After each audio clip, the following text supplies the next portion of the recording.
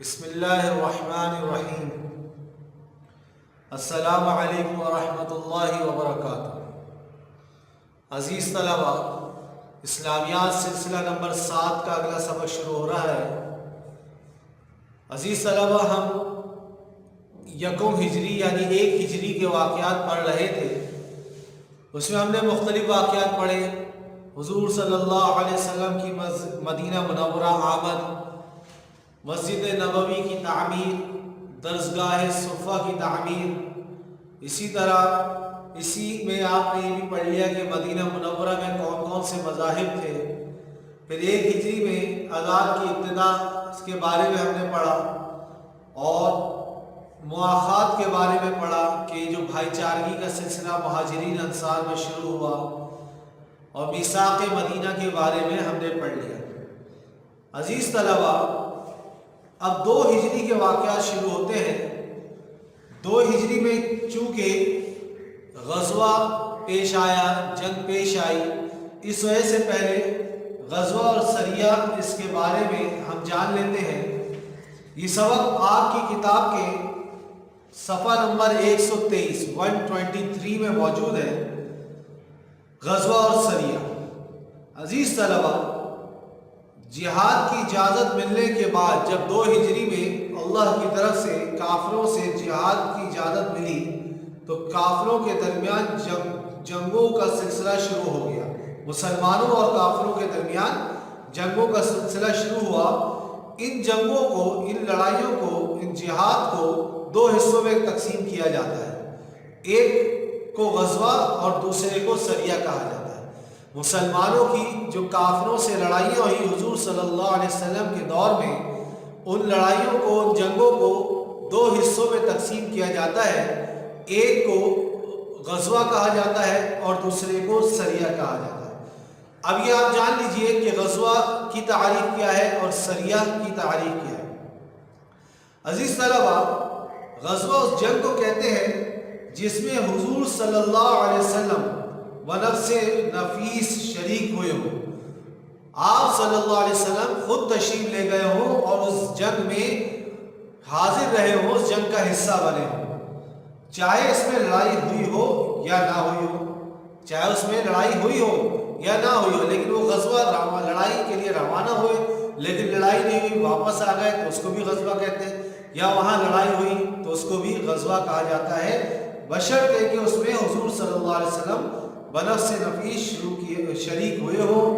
غزوے کی جو جمع ہے، لفظ غزوہ، اس کی جمع غزوات ہے، غزوات اس کی جمع ہے، اور ان کو مغازی بھی کہتے ہیں، مغازی، یا بھی کتاب میں لکھا ہوا ہے۔ سریہ کسے کہتے ہیں؟ سریہ اسے کہتے ہیں جس میں آپ صلی اللہ علیہ وسلم خود شریک نہ ہوئے ہو اور اپنے بجائے صحابہ کرام کی کسی جماعت کو بھیجا ہو، اس میں کسی کو سپہ سالار، امیر بنا کر اس جماعت کو لڑائی کے لیے روانہ کیا ہو، اور کوئی اور اس میں امیر ہو، حضور صلی اللہ علیہ وسلم خود تشریف نہ لے گئے ہوں، اس کو سریہ کہا جاتا ہے۔ تو یہ 2 چیزیں آپ کے سامنے آ گئی، غزوہ اور سریہ۔ غزوہ وہ ہے جس میں حضور صلی اللہ علیہ وسلم بنفس نفیس شریک ہوئے ہوں، اور سریہ وہ ہے جس لڑائی میں حضور صلی اللہ علیہ وسلم خود شریک نہیں ہوئے، صحابہ کی ایک جماعت کو روانہ کر دیا اور اس میں ایک کو امیر بنا دیا گیا۔ اب اگلی بات ادھر یہ جان لیجئے کہ ان کی تعداد کتنی ہے، غزوات کی تعداد کتنی ہے اور سرایا کی تعداد کتنی ہے۔ سریہ کی جمع سرایا ہے، اس کی تعداد کتنی ہے؟ تو عزیز طلبہ، غزوات کی تعداد 27 ہے، اور ایک روایت کے مطابق 21 غزوات ہے۔ 27 اور ایک روایت کے مطابق 21 غزوات ہیں، جبکہ سرایا جو سریہ ہے اس کی تعداد میں کچھ اختلاف ہے، لیکن مشہور یہ ہے کہ سرایا کی تعداد 27 ہے اور ایک روایت کے مطابق 36 ہے۔ غزوات کی تعداد 27 اور ایک روایت کے مطابق 21، اور جبکہ سرایا کی تعداد 27 اور ایک روایت کے مطابق 27 ہے۔ یہاں ہم اس کتاب میں اسلامیات کے سلسلے میں چند غزوات کا ذکر کریں گے، باقی اس کی تفصیلات بڑی کتابوں میں دیکھی جا سکتی ہے۔ جہاد کی فرضیت کے بعد کچھ سرایا اور چند ایسے غزوات پیش آئے جن میں لڑائی نہیں ہوئی۔ جب جہاد فرض ہو گیا تو اس وقت ایسے غزوات اور سرایا بھی ہوئی جس میں لڑائی نہیں ہوئی، یا اگر لڑائی ہوئی تو بہت معمولی سے ہوئی۔ البتہ اسلام کا سب سے پہلا جو غزوہ مسلمانوں کا کافروں کے ساتھ جو سب سے پہلی لڑائی ہوئی، جو غزوہ پیش آیا، وہ رمضان المبارک 2 ہجری میں پیش آیا، جس کو غزوہ بدر کے نام سے یاد کیا جاتا ہے۔ اس کا ذکر آپ کی اسی کتاب میں آگے آئے گا، لیکن اس غزوے سے پہلے 2 ہجری میں کچھ اور واقعات بھی پیش آئے جس کا مختصر سا ذکر کیا جائے گا، اس کے بعد انشاءاللہ غزوہ بدر کو پڑھا جائے گا۔ تو جو باقی واقعات پیش آئے ان میں سے ایک واقعہ تحویل قبلہ 2 ہجری، قبلے کا رخ جو تبدیل ہوا وہ 2 ہجری۔ عزیز طلباء، کیا واقعہ ہے؟ مسلمانوں پر 5 وقت کی نمازیں 10 نبوی رجب کے مہینے میں شب معراج میں فرض کی گئی تھی۔ آپ نے 6 کلاس میں پڑھ لیا تھا کہ 10 نبوی میں جب حضور صلی اللہ علیہ وسلم معراج کے لیے تشریف لے گئے تھے، وہاں مسلمانوں پر 5 وقت کی نمازیں فرض کی گئی تھیں، اور حکم یہ تھا کہ یہ نمازیں بیت المقدس یعنی فلسطین میں جو مسجد اقصیٰ ہے، اس کے سامنے بیت المقدس ہے، اس کی طرف رخ کر کے نماز پڑھی جائے گی۔ حضور صلی اللہ علیہ وسلم نے مکی زندگی میں جب تک مکہ میں تھے تو نماز کے لیے بیت المقدس کی طرف رخ کرتے تھے، اور جب نماز پڑھنے جاتے تھے تو بیت اللہ، اللہ کا گھر جو بیت اللہ خانہ کعبہ ہے، وہاں جا کر اس طرح کھڑے ہوتے کہ کعبہ کے پاس جو حجر اسود ہے اس کے پاس کھڑے ہو جاتے، اس کے کنارے میں، اور حضور صلی اللہ علیہ وسلم کے دائیں جانب رکن یمانی جو ایک جگہ ہے وہ ہو جاتی تھی، اس کا کنارہ ہوتا تھا۔ تو یہ اس طور پہ کھڑے ہو جاتے تھے کہ حضور صلی اللہ علیہ وسلم کا رخ بیت اللہ کی طرف بھی ہو جاتا تھا، خانہ کعبہ کی طرف بھی ہو جاتا تھا، اور بیت المقدس کی طرف بھی ہو جاتا تھا۔ حضور صلی اللہ علیہ وسلم کی اپنی چاہت یہ تھی کہ میں بیت اللہ کی طرف رک کر کے نماز پڑھوں، لیکن اللہ کا حکم یہ تھا کہ میں بیت المقدس کی طرف رک کر کے نماز پڑھنی ہے، تو رخ اسی طرف کرتے تھے، لیکن اس طور پر کھڑے ہو جاتے کہ بیت اللہ کی طرف بھی، اللہ کے گھر کی طرف بھی رخ ہوا کرتا تھا۔ لیکن جب مکی زندگی ختم ہوئی اور ہجرت کر کے مدینہ منورہ تشریف لے آئے تو وہاں ایسا ممکن نہیں رہا، بلکہ جب رخ کیا جاتا بیت المقدس کی طرف تو بیت اللہ کی طرف رخ بالکل نہیں ہوتا تھا۔ اور ہجرت کے بعد حضور علیہ السلام نے 16 یا 17 مہینے بیت المقدس کی طرف ہی رک کر کے نماز پڑھتے رہے، لیکن آپ صلی اللہ علیہ وسلم کی اپنی دلی چاہت اور آرزو یہ تھی کہ بیت اللہ کی طرف رک کر کے نماز ادا کی جائے۔ چنانچہ آپ صلی اللہ علیہ وسلم اس کے لیے وحی کا انتظار کرتے تھے اور بار بار آسمان کی طرف دیکھتے تھے کہ کسی وقت بھی اللہ کا یہ حکم آ جائے گا، جبریل امین یہ وحی لے کر آ جائے کہ بیت اللہ کی طرف رک کر کے نماز پڑھیں۔ بہرحال وہ دن آ گیا، 15 شعبان تھی، مہینہ شعبان کا تھا، تاریخ 15 تھی، 2 ہجری منگل کا دن تھا، بروز منگل۔ حضور صلی اللہ علیہ وسلم چند صحابہ کے ساتھ اپنے ایک صحابی حضرت بشر بن براء بن معرور، حضرت بشر رضی اللہ تعالی عنہ کے گھر دعوت میں تشریف لے گئے۔ ظہر کی نماز کا وقت ہو گیا، آپ محلہ بنو سلمہ، وہیں ایک علاقہ تھا محلہ بنو سلمہ، اس کی ایک مسجد تھی، اس میں نماز ظہر پڑھانے کے لیے تشریف لے گئے کہ یہاں پہ میں ظہر کی نماز ہم پڑھ لیں۔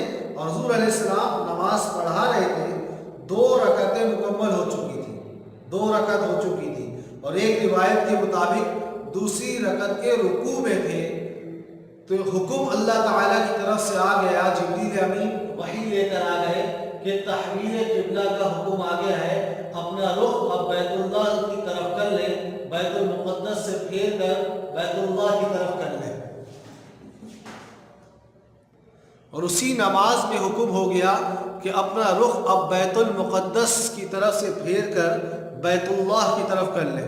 اب حضور صلی اللہ علیہ وسلم نماز میں، اور نماز کی حالت میں اللہ کی طرف سے حکم آ گیا، اب اللہ کے اس حکم کو بھی پورا کرنا ہے، اور حضور صلی اللہ علیہ وسلم نے اپنا رخ پھیر لیا، بیت اللہ کی طرف رخ کر لیا۔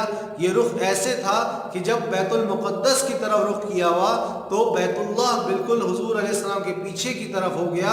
جب مکمل حضور علیہ السلام مڑ گئے اور دوسری جانب آ گئے اور تمام صحابہ بھی مڑ گئے اور حضور علیہ السلام کی اتباع میں وہ بھی مڑ گئے، تو اس کے بعد حضور علیہ السلام نے بقیہ نماز بیت اللہ کی طرف رخ کر کے مکمل کی، یعنی اس ایک نماز میں 2 رکعتیں بیت المقدس کی طرف رخ کر کے پڑھی گئیں، باقیہ 2 رکعتیں بیت اللہ کی طرف رخ کر کے پڑھی گئیں۔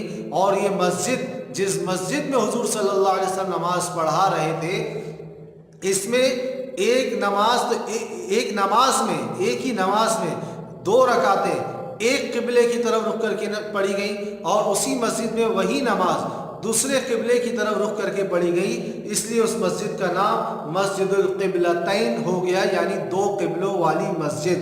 اور حضور علیہ السلام کو یہ حکم مل گیا کہ اب بیت اللہ کی طرف رخ کر کے نماز پڑھنا ہے۔ اس کے بعد جب عصر کی نماز میں آپ صلی اللہ علیہ وسلم نے مسجد نبوی میں نماز پڑھائی تو پھر مکمل نماز عصر کعبہ کی طرف رخ کر کے نماز پڑھائی۔ اس کے بعد سے آج تک تمام مسلمانوں کے لیے یہی حکم ہے کہ جو بھی نماز پڑھے گا وہ بیت اللہ کی طرف رخ کر کے نماز پڑھے گا۔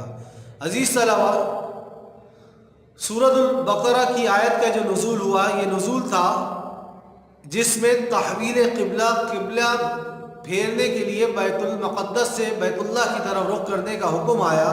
وہ سورہ بقرہ کی آیت نمبر 144 میں تھا، جس میں اللہ تبارک و تعالی ارشاد فرماتے ہیں: اعوذ باللہ من الشیطان الرجیم، قد نرى تقلب وجهك في السماء فلنولینک قبلۃ ترضاها فول وجهك شطر المسجد الحرام وحيث ما كنتم فولوا وجوهكم شطره وإن الذين أوتوا الكتاب ليعلمون أنه الحق من ربهم وما الله بغافل عما يعملون۔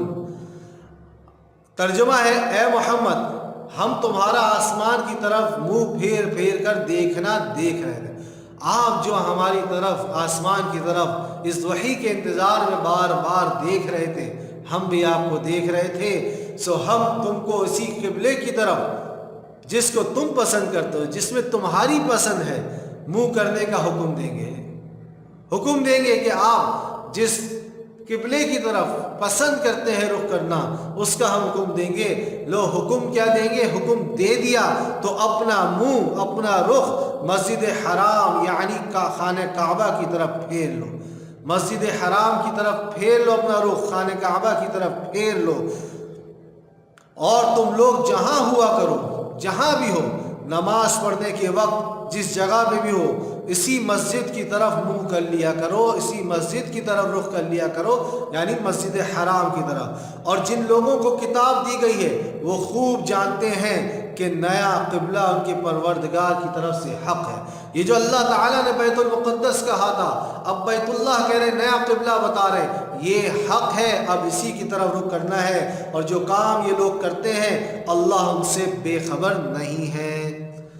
عزیز طلباء، اس آیت میں المسجد الحرام کہا گیا، ایک مسجد کا نام ہے مکہ مکرمہ میں، آپ جانتے ہیں، نام آپ جانتے ہیں، یہ وہی مسجد ہے جس میں خانہ کعبہ یعنی بیت اللہ کا گھر ہے، اور دنیا کے کسی خطے میں بھی مسلمان بستے ہوں گے، ان کا رخ نماز میں مسجد حرام ہی کی طرف ہوگا، یعنی بیت اللہ کی طرف ہی ہوگا۔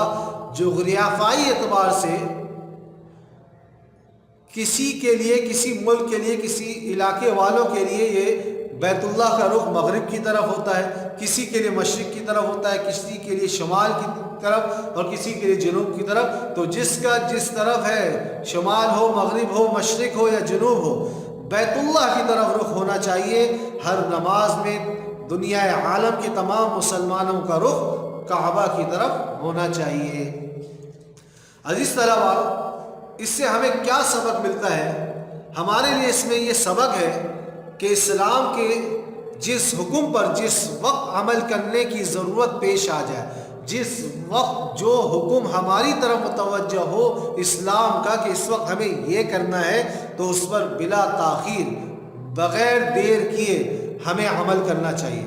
یہ مسلمان کی شان نہیں کہ نماز کا حکم آئے اور وہ نماز کے لیے دیر کرے، بلکہ مسلمان کی شان یہ ہے کہ نماز کا حکم آ جائے تو فوراً نماز پڑھے، روزے کا حکم آ جائے تو روزہ فوراً رکھے جیسے اس کا وقت شروع ہو جائے، زکوٰۃ کا حکم آ جائے تو جلد سے جلد زکوٰۃ ادا کر دے، اس میں تاخیر نہ کرے۔ اسی طرح اسلام کے اس دین کے جتنے احکام ہیں وہ ہماری طرف جس وقت متوجہ ہو جائے ہمیں ان کو پورا کرنا ہے۔ آپ نے پڑھ لیا، حضور صلی اللہ علیہ وسلم نے دوران نماز بلا تاخیر، جہاں نماز کے دوران میں حکم آیا فوراً حضور صلی اللہ علیہ وسلم نے اس حکم کے مطابق نماز کی حالت میں ہی اپنا قبلہ تبدیل کیا اللہ کے حکم کے مطابق۔ اسی طرح ہمیں بھی ہر حکم پر فوراً عمل کرنا چاہیے۔ عزیز طلبہ، اگلا ہمارا سبق ہے روزے کی فرضیت۔ صفحہ 126 میں یہ سبق ہے۔ اسی سال یعنی 2 ہجری میں ہی شعبان کے مہینے میں، اور اس وقت عیسوی تاریخ فروری کا مہینہ تھا اور 624 عیسوی تھی، رمضان المبارک کے روزے فرض کیے گئے۔ شعبان کے مہینے میں 2 ہجری میں رمضان المبارک کے روزے فرض کیے گئے، اور اللہ تعالیٰ کی طرف سے قرآن شریف میں حکم نازل ہوا، اعوذ باللہ من الشیطان الرجیم، یا ایہا الذین آمنوا کتب علیکم الصیام کما کتب علی الذین من قبلکم لعلکم تتقون۔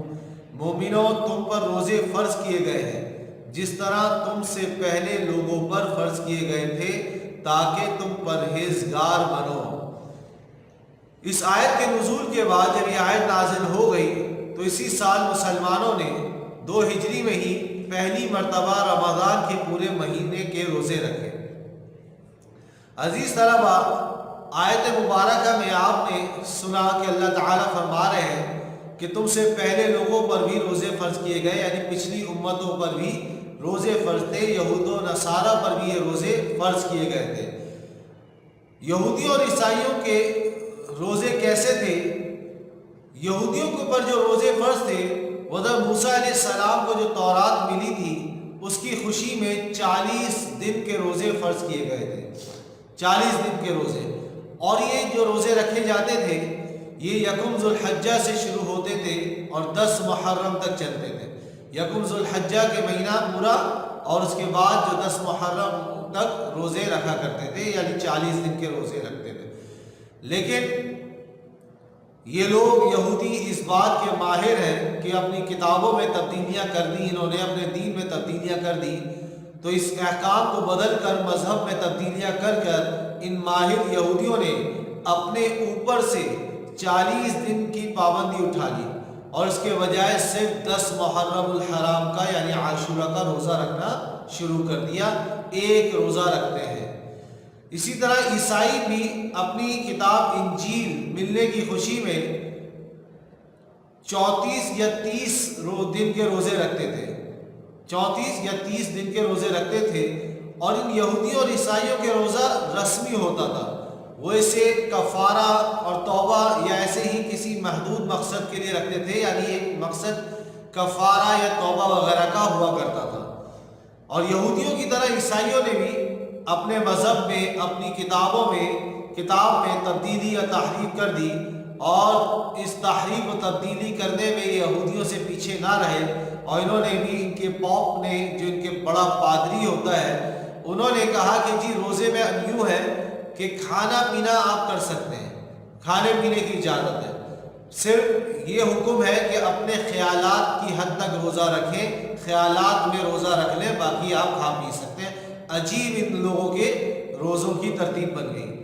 عزیز طلبہ، اسلام میں روزہ کیا ہے؟ اسلام میں ہجری سال کے 90 مہینے یعنی رمضان المبارک کے مکمل 29 یا 30 دن کے روزے فرض کیے گئے۔ اگر 29 دن کا مہینہ ہے رمضان کا تو 29، اور 30 دن کا روزہ ہے تو 30 روزے رکھے جائیں گے۔ اور قرآن کریم نے جیسے فرمایا کہ روزے فرض کیے گئے کیونکہ لعلکم تتقون، तुम परहेजगार बन जाओ, यानी तकवा इख्तियार कर लो। तो मुसलमानों का ये रोज़ा कोई रस्मी रोज़ा नहीं है, बल्कि तकवा इख्तियार करना है इससे। और तकवा के माने हैं बुराई और गुनाह से बच जाना। अजीज़ सलाम, इस्लाम ने हम पर 5 वक्त की नमाज फ़र्ज़ की है, रोज़ाना 5 वक्त की नमाज फ़र्ज़ है, और साल में 1 महीने का रोज़ा फ़र्ज़ है। तो 5 वक्त की नमाज ये गुनाहों से बचने की तरबियत का अमूमी निसाब है कि हम नमाज़ों का एहतमाम करेंगे तो गुनाहों से बचते रहेंगे। और रोज़ा जो है ये गुनाहों से बचने की तरबियत का खुसूसी निसाब है, एहतमाम ज़्यादा इसमें खुसूसियत आ जाती है। रोज़े से मुतअल्लिक़ तफसीली अहकामात इंशाअल्लाह फ़िक़्ह के बाब में आप पढ़ लेंगे। यहाँ ये सबक है कि रोज़े का मकसद तक़वे का हुसूल है, यानी जिस तरह हम रोज़े में खाने पीने से सिर्फ इस वजह से रुकते हैं कि अल्लाह ताला हमें देख रहे हैं, अल्लाह का हुक्म पूरा कर रहे हैं, अल्लाह देख रहे हैं, हम छुप कर भी नहीं खाते क्योंकि अल्लाह हर जगह हमें देख लेंगे। इसी तरह अज़ीज़ तलबा अपनी रोज़मर्रा की ज़िंदगी में हर गुनाह के अमल से कोई भी गुनाह करने का दिल चाहे तो ये सोच कर हमें पीछे हट जाना चाहिए कि अल्लाह ताला हमें इस गुनाह को करते हुए भी देख लेंगे। यही वजह है कि जब हम गुनाह से बचेंगे और रोज़े में हम ये सोचेंगे कि अल्लाह देख रहा है, तो आम ज़िंदगी में भी गुनाह से बचने की यही आदत हो जाएगी कि गुनाह करते हुए इस बात आ जाएगी कि अल्लाह देख रहा है और बंदा उस गुनाह से बच जाएगा, उस गुनाह को नहीं करेगा। अज़ीज़ तलबा, यहाँ हमारा सबक ख़त्म होता है। अमली किताब का जो काम है वो सफ़ा 56 से 60 तक हमें मुकम्मल करना है। 56, 57 और 58 में कुछ सवालात ऐसे हैं जो सबक हमने पढ़े नहीं हैं, जो हमारे निसाब के में शामिल नहीं हैं।